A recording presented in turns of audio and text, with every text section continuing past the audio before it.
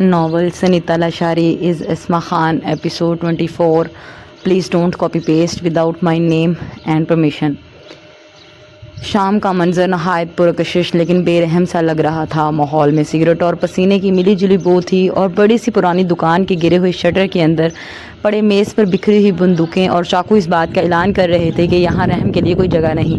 दुकान का शटर एक ज़ोरदार आवाज़ के साथ ऊपर हुआ और वो अंदर दाखिल हुए। उनके साथ 11 साल बच्ची भी थी जिसकी छोटी मगर मजबूत उंगलियाँ मजबूती से अपने बाप नुमा अंकल की उंगली थामे हुई थीं। वो मासूम थी, ना समझ थी, लेकिन उसके चेहरे पर ज़िद और भरोसे की एक अजीब कैफियत थी। अंकल ये कौन लोग हैं? उसने दबे दबे लहजे में पूछा, जबकि उसकी बड़ी बड़ी आंखों में अनजानी वहशत उतरने लगी थी। बस बेटा थोड़ी देर खामोश रहना, मैं इनसे कुछ बात कर लूँ, फिर हम घर चलेंगे। वो नरमी से मगर नज़रें सामने बैठे गुंडों पर रखे बोले। वो दोनों शॉपिंग पे आए थे जब उनको कॉल आई थी। इंतहाई इमरजेंसी की सूरत में वो इस नन्ही बच्ची को अपने साथ ही ले आए थे, क्योंकि अगर इस वक्त मीटिंग पर ना आते तो यकीनन उनका करोड़ों का नुकसान होता। जबकि सामने बैठे गुंडे उनको एक बच्ची के साथ देखकर मजाक करते हंसने लगे। उनके कहके वीरान दुकान की दीवारों से टकरा कर किसी असेब की तरह वापस पलट रहे थे। वाह, तो तुम इमरजेंसी में मीटिंग करने आए थे और साथ एक सोने की गुड़िया को ले आए? गुंडों के सरगना ने उस बच्ची को गौर से देखते तंदिया लहजे में कहा, तुम लोगों ने मेरा माल क्यों रोका है? जानते भी हो कि इसका अंजाम क्या होगा? वो गुस्से से बोले तो सामने बैठे गुंडे हंसने लगे। हमने तुम्हें जाल बिछाकर इधर बुलाया है। बहुत गलती कर दी आज तूने, अब तो तुम्हारा खेल खत्म है। एक और आदमी ने चाकू तेज करते हुए कहा तो उनकी नज़रें सख्त हो गईं। वो समझ गए कि ये मीटिंग एक जाल थी और वो इसमें फंस चुके थे। उनका हाथ गैर महसूस तरीके से पीछे की जेब में गया, मगर इससे पहले ही वो दो आदमी लपके और उन्होंने उनको बाजुओं से जकड़ लिया। अंकल बच्ची चीख उठी और आगे भाग कर उन्हें पकड़ने लगी, लेकिन एक गुंडे ने उसे कंधे से पकड़कर जोर से पीछे धकेल दिया। बच्ची लड़खड़ाकर मेज से जा टकराई। उसका नन्हा सा वजूद लरज़ गया, लेकिन उसकी आंखों में खौफ से ज़्यादा गुस्सा था। छोड़ दो मेरे अंकल को, मैं हाथ जोड़ती हूँ। उसने अपने हाथ जोड़कर मिन्नत की तो सब हंसने लगे, जैसे उनके लिए ये सब एक तमाशा हो। बच्ची जा खेलने जा, यहाँ बड़े लोगों की बात हो रही है। एक ने कहते उसे जोरदार टोका मारा, लेकिन बच्ची की आंखें बदल चुकी थीं। वो खौफजदा नहीं रही थी, वो गुस्से थी, या शायद उसने बहुत बुरे वक्त और हालात का मुकाबला कर लिया था। अब उसे यकीन था कि वो हर मुसीबत का सामना कर सकती। छोड़ दो इन्हें। वो उसके सामने उसके मोहसन और मुहाफिज को मार रहे थे। यही वजह थी उसने अपने इर्द गिर्द नज़र दौड़ाई और तब उसकी नज़र मेज़ पर रखे एक चमकते चाकू पर पड़ी। लम्हा भर की ताख़ीर के बगैर उसने तेज़ी से हाथ बढ़ाया और चाकू को मजबूती से पकड़ लिया। छोड़ दो मेरे अंकल को, वरना उसने धमकी दी। उसकी तेज़ आवाज़ में एक अजीब किस्म की ताकत थी। वो सब एक लम्हे के लिए रुक गए। शायद सबको यकीन नहीं आ रहा था कि ये 11 साल की बच्ची उन्हें धमका रही थी, जबकि उसके अंकल के चेहरे पर तकलीफ के बावजूद हैरानी और खुशी जाहिर हो रही थी। ओहो, देखो तो ये छोटी सी बिल्ली पंजे निकाल रही है। एक गुंडे ने मजाक उड़ाया, लेकिन अगले ही लम्हे बच्ची ने पूरी कुव्वत से चाकू उसके बाजू पर मार दिया। आदमी की चीख गोदाम में गूंज गई और वो जख्मी होता पीछे हट गया। खून उसके बाजू से बह रहा था। सब दंग रह गए। किसी को यकीन नहीं आ रहा था कि एक नन्ही लड़की ने ये क्या कर दिया। इसी लम्हे अंकल ने मौका देकर एक गुंडे को जोरदार धक्का दिया और झटके से खुद को आज़ाद कर लिया। एक घोंसा, दूसरा, और वो दो गुंडे ज़मीन पर गिर चुके थे। अलबत्ता वो अपने साथ इतने अरसे से रहती उस मासूम बच्ची का ये रूप देखकर हैरान मगर खुश भी हो रहे थे। मैं आपको मने नहीं दूंगी अंकल, मम्मी पापा के बाद आपको कुछ नहीं होने दूंगी। उसकी आवाज़ में गुस्सा, सख्ती और जुनून था। वो उनके साथ बंदों से भरपूर मुकाबला करती बेवकूफ़ थी, लेकिन उस अंकल ने उसको बाजू से पकड़ा और तेज़ी से दरवाजे की तरफ दौड़े। बहरहाल इस वक्त उनका फरार होना ज़रूरी था। वह उन सब के पीछे भागे, लेकिन जख्मी होने के बायस वो ज़्यादा तेज़ी से हरकत न कर सके। बाहर पहुँचते ही उन्होंने गाड़ी का दरवाज़ा खोला और बच्ची को अंदर धकेल दिया। वो गाड़ी स्टार्ट करते हुए पसीने में शराबूर थे, लेकिन बच्ची की आंखें अभी शोलों की तरह जल रही थीं। मैं उन लोगों को मार दूंगी। ऐसे लोग ही हम जैसे बच्चों का नाजायज़ इस्तेमाल करते हैं। वो अभी तक खून से भरा चाकू पकड़े नफरत और गुस्से में बफरी हुई थी। अंकल धीमा सा मुस्कुराते मानीखेज अंदाज में उसको देखने लगे। तुमने जो किया वो बहुत बहादुरी थी। तुम वाकई पैदाशी बहुत मजबूत हो। उन्होंने गहरी सांस लेकर कहा। बच्ची ने गर्दन हिलाई। उसके हाथों और कपड़ों पर अब भी उन गुंडों का खून लगा था। गाड़ी रात के अंधेरे में गुम हो गई, लेकिन बद दुकान के अंदर वो लोग अब भी सख्ते में थे कि आज उनका सामने एक नन्ही जंगजू से हुआ था, जो मासूम तो थी मगर खतरनाक भी। पुरसुकून मगर उदासी से भरे हुए कमरे की सामने वाली दीवार पर बड़े स्टाइलिश फ्रेम में हैयान मुस्तफ़ा और उसकी बेटी की तस्वीर लगी थी, जिस पर लैंप की हल्की हल्की रोशनी पड़ रही थी। जबकि हैयान मुस्तफ़ा बेड के किनारे पर सर झुकाए बैठा था।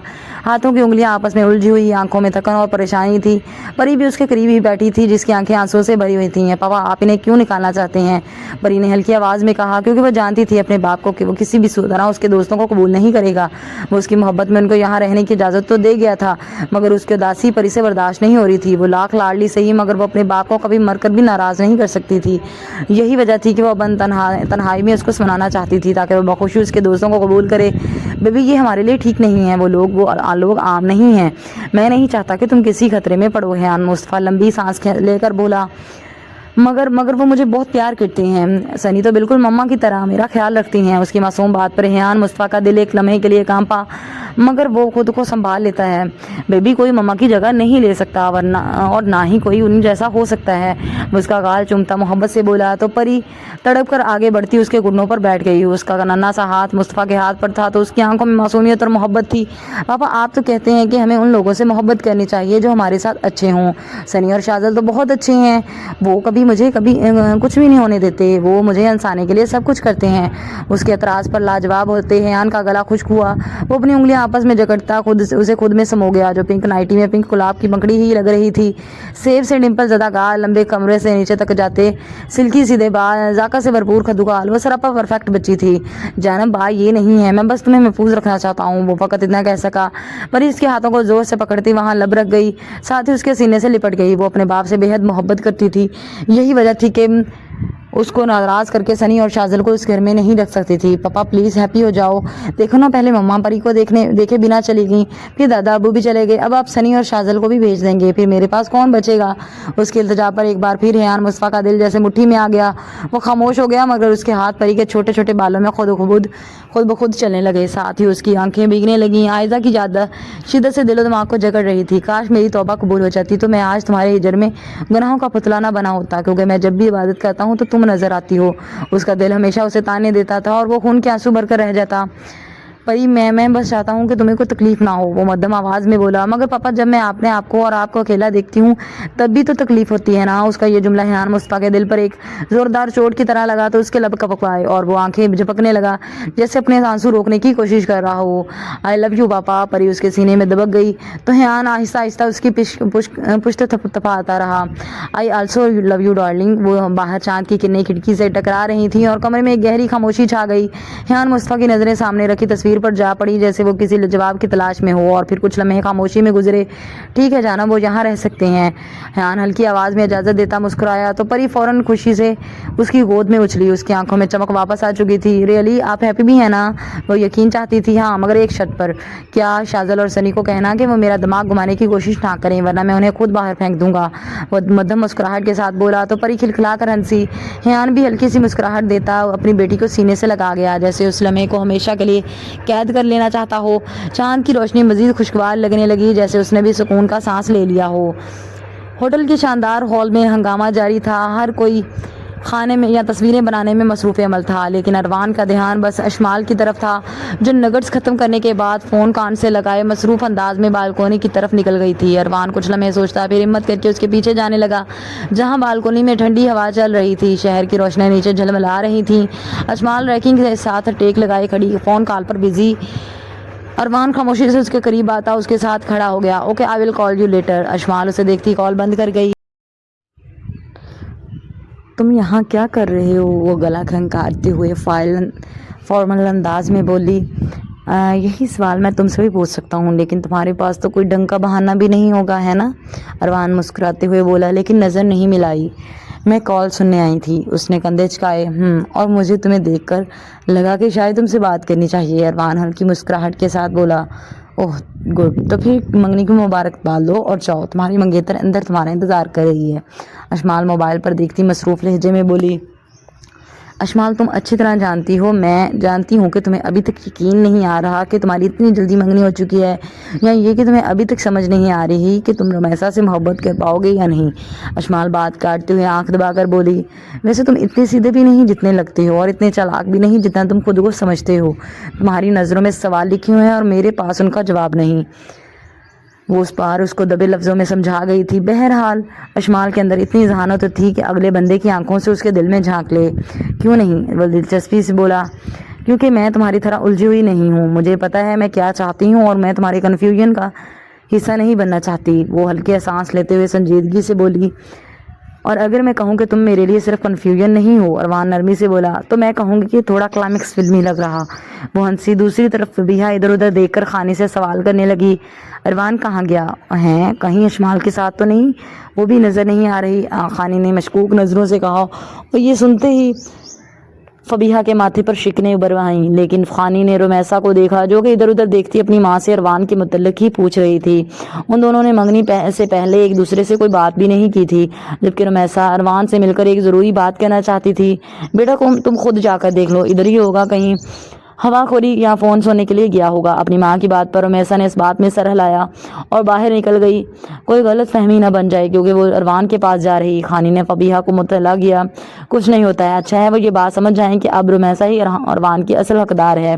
فبیہا بے فکر تھی۔ دوسری طرف اشمال ریلنگ کے ساتھ ٹیک لگائے کھڑی تھی، چاندنی میں اس کا چہرہ کسی مامے کی طرح لگ رہا تھا۔ اروان آہستہ آہستہ قریب آیا، پھر گہری سانس لیتے ہوئے بولا، اشمال میں تم سے کچھ کہنا چاہتا ہوں، کہو۔ آج تمہاری منگنی ہے، تمہاری آخری خواہش پوری کر دی جائے گی۔ وہ مسکراتے ہوئے شرارت سے بولی، یہی تو مسئلہ ہے، میں نہیں جانتا کہ یہ منگنی صحیح ہے یا غلط، لیکن جو محسوس کر رہا ہوں وہ غلط نہیں ہو سکتا۔ وہ دھیرے سے الجھے ہوئے لہجے میں بولا، اروان یو نو دس، ہم صرف کزنز ہیں اور اس سے زیادہ کبھی کچھ نہیں ہو سکتا۔ تمہاری ابھی منگنی ہو چکی ہے، یہ بات یہی ختم کرنی چاہیے، یہ نہ ہو آج پھر اس خوشی کے موقع پر ہماری بحث ہو جائے۔ اشمال مدھم آواز میں اسے سمجھاتی سیدھی ہوئی، پر شاید میں نہیں چاہتا کہ یہ بات یہیں ختم ہو، شاید میں اروان، وہ سختی سے کہتی جانے لگی کہ ایک لمحے کے لیے جیسے وقت رک گیا ہو۔ اروان نے بے اختیار اشمال کا ہاتھ تھام لیا۔ I want to talk with you۔ وہ دھیرے سے اس کے قریب ہوا۔ اشمال نے حیرت سے اس کی آنکھوں میں دیکھا لیکن خود کو نہیں چھڑایا، جبکہ دروازے کے پاس کھڑی رمیسا سب کچھ دیکھ اور سن رہی تھی۔ اس کے چہرے پر ایک رنگ سایہ، یوں جیسے وہ کسی چیز سے رہائی حاصل کر گئی ہو، اور اسے ایسا ہی تھا، اسے اپنا کلاس فیلو پسند تھا، لیکن اروان کے رشتے کو دیکھ کر گھر والے اسے ہاں کر گئے تھے۔ رمیسا کا خیال تھا کہ وہ اس سے بات کر کے نہ کروا لے گی، مگر بات کرنے کا موقع ہی نہ ملا۔ البتہ اب اسے امید کی ایک کرن نظر آ گئی تھی، بلکہ ایک پلان بھی، ایسا پلان جس میں وہ بری ہوئے بغیر اپنی منگنی ختم کروا سکتی تھی۔ اروان، وہ مدھم کانپتی ہوئی آواز میں بولی۔ اروان اور اشمال چونک کر اس کی طرف مڑے اور اروان نے فوراً اشمال کا ہاتھ چھوڑ دیا۔ یہ کیا ہو رہا تھا یہاں؟ اس کی بھاری آواز پورے ہال میں گونجی، جس کے نتیجے میں کچھ مہمان بھی حیران نظروں کے ساتھ انہیں دیکھنے لگے۔ لک، یہ وہ نہیں تھا جو آپ سمجھ رہی ہو۔ اروان گڑبڑا کر صفائی دینے لگا۔ خاندان والے قریب آ گئے تھے، جبکہ اشمال بھی لب کاٹتی تھوڑی حیران بھی تھی کہ رمیسا کا رد عمل عجیب تھا۔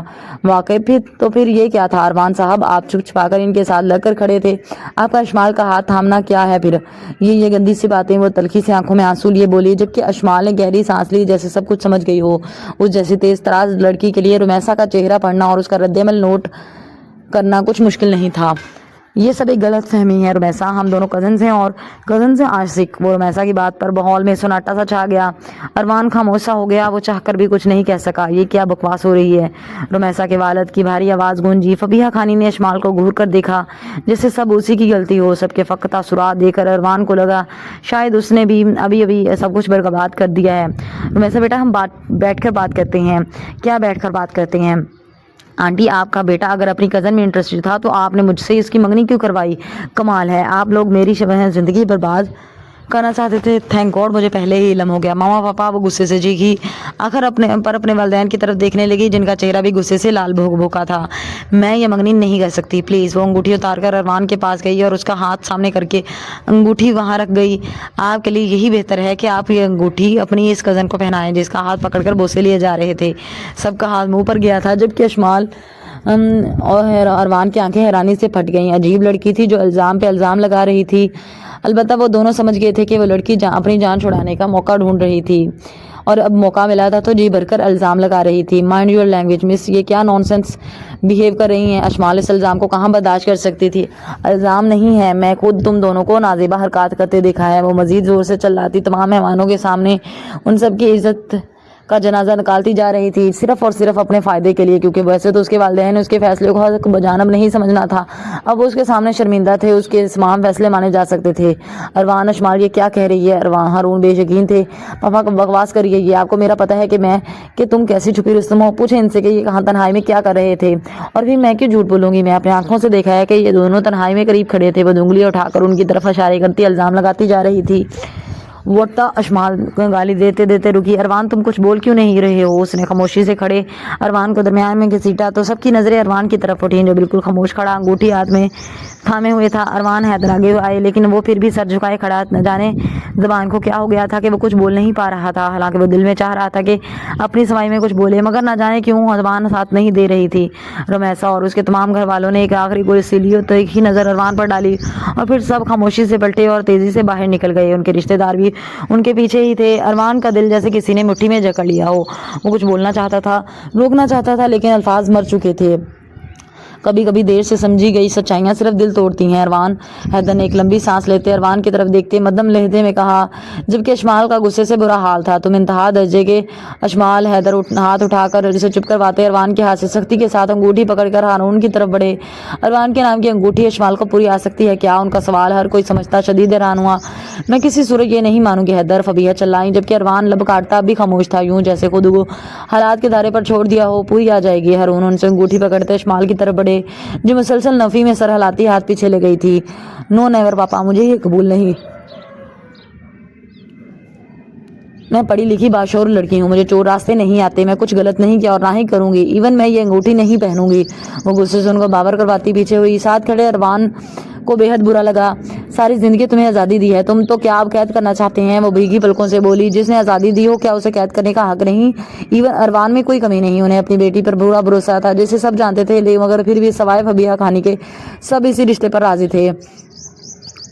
مگر مجھے یہ نہیں قبول۔ وہ چیختی جانے لگی کہ ہارون سختی سے اس کا ہاتھ تھام کر اس کی انگلی میں انگوٹھی ڈال گئے تھے۔ اگر کبھی یہ انگوٹھی تمہاری انگلی سے اتری تو تم جانتی ہو اپنے باپ کو، تم میرے دل سے اتر جاؤ گی۔ وہ سختی سے کہتے وہاں سے چلے گئے اور باقی سب وہیں کھڑے رہ گئے ایک ٹوٹے ہوئے لمحے کے ساتھ جہاں سب کچھ برباد ہو چکا تھا۔ السلام علیکم، امید ہے آپ کو اچھی لگی ہوگی، لائک اینڈ کمنٹ کیجیے گا اور پلیز چینل کو سپورٹ کرنے کے لیے ناول کو سبسکرائب کیجیے اور چینل کو سبسکرائب کیجیے۔